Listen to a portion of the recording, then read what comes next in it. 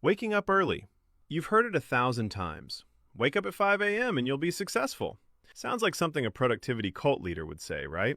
Like if you just drag yourself out of bed in the dark, suddenly you'll have abs, a six-figure income, and your life together. But here's the thing. It's not about becoming a morning person overnight or joining some imaginary 5 a.m. club where everyone drinks green juice and posts sunrise photos.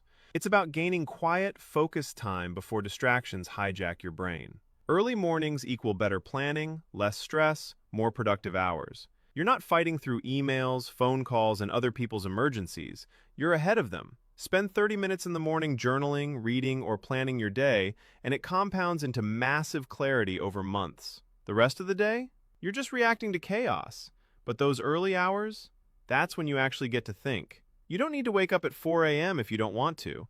Just early enough to breathe before the world starts demanding pieces of you. Making your bed. Making your bed sounds trivial, like advice your mom gave you that you ignored for 20 years. It feels pointless, right?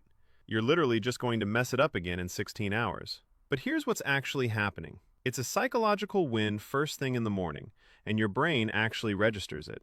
It creates a sense of order and accomplishment before you even leave the room. You've completed something.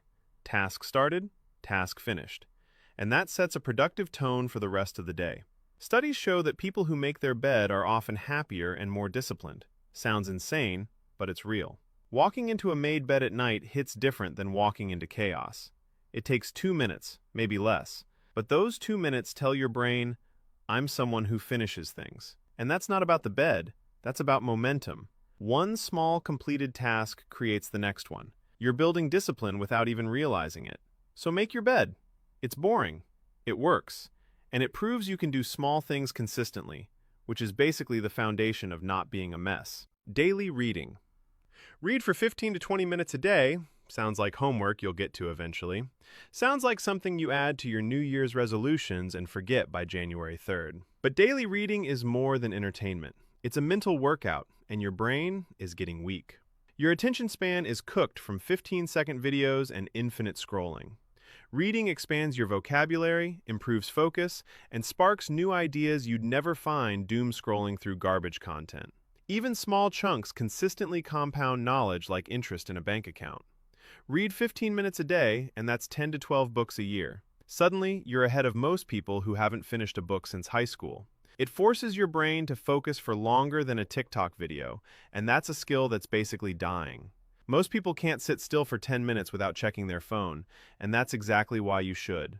Doesn't have to be classic literature or dense philosophy.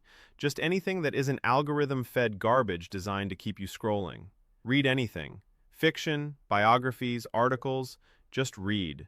Your brain will thank you. Drinking enough water. Drinking water is the most boring health advice on the planet. Right up there with eat your vegetables and get some sunlight. You've heard it a million times. Probably ignored it a million times. And yet, most people are walking around dehydrated 24/7, wondering why they feel like absolute garbage. Here's the truth. It's simple, boring, and incredibly effective. Proper hydration improves focus, energy, and even mood. Your body is 60% water. You're basically a fancy houseplant that forgot to water itself. When you're dehydrated, you get brain fog, fake hunger, headaches, and zero energy.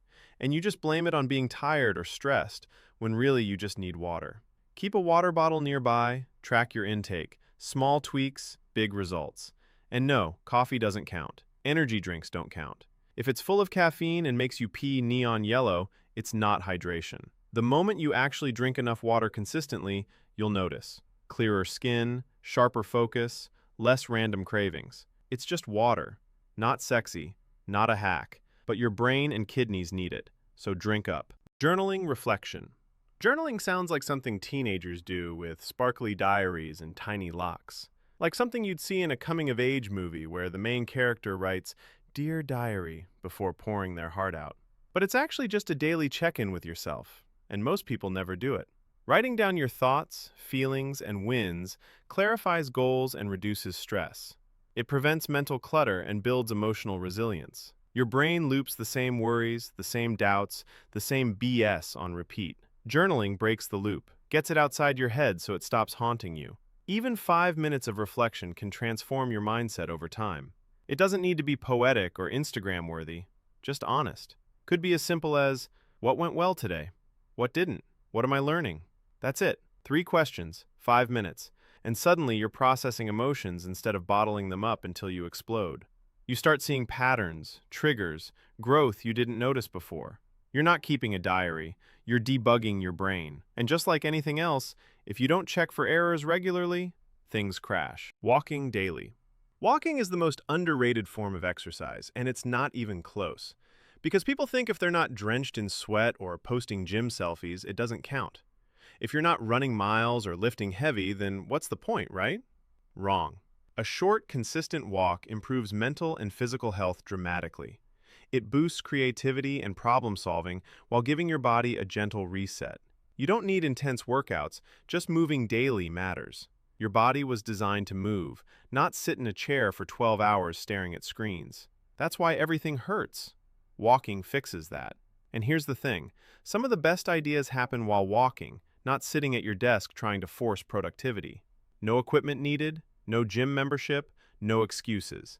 Just you, your shoes, and 20 to 30 minutes. It's not sexy, there's no PR to post, no gains to flex, but it works. Your mind clears, your body loosens up, and problems that seemed impossible at your desk suddenly have solutions. You don't need to run marathons or become a fitness influencer. You just need to stop being furniture. Walk daily. That's it.